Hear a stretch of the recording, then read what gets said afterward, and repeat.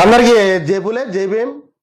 మా అన్న బోడే రామచంద్ర యాదవ్ గారు 2 కోట్ల మంది మా బీసీల కోసం పోరాడుతుంటే మా బీసీల ఎదుగుదలను చూడలేని, మా బీసీల నాయకత్వాన్ని చూడలేని కొంతమంది కూటమిలో ఉన్న తప్పుడు నా కొడుకులు తప్పుడు ప్రచారాలు చేస్తున్నారు.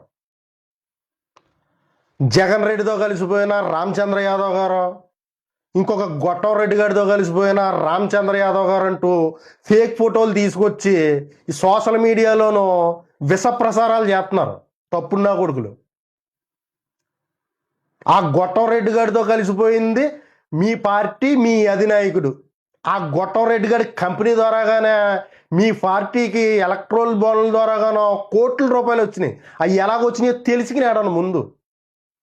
ఆ గొట్టం రెడ్డి గారు చేసిన భూ కబ్జాల గురించి మీ అధినాయకుడు, మీ పార్టీ ఎందుకు మాట్లాడతలేదో తెలిసికినాడను ముందు.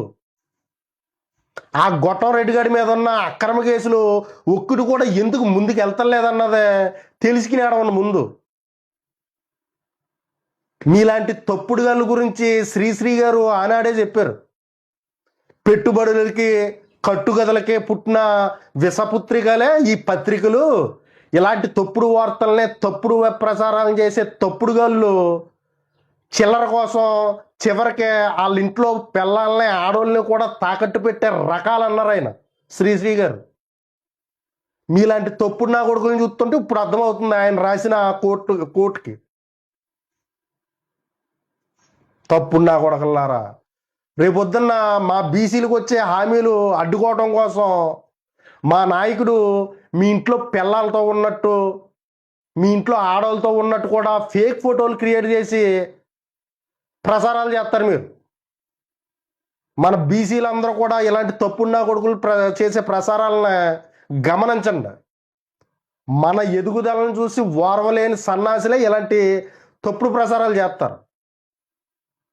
మనకు హామీలు ఇచ్చి ఎగదెబ్బింది వాళ్ళం. ఆ హామీలను మనం అడుగుతుంటే మన అధినాయకుడి మీద వీళ్ళ తప్పుడు ప్రసారాలు చేస్తున్నారంటే ఎంత చిచ్చి. ఎన్ని మాట్లాడినా అనవసరం ఇంక ఎదలను ఈ సన్నాసుల్ని.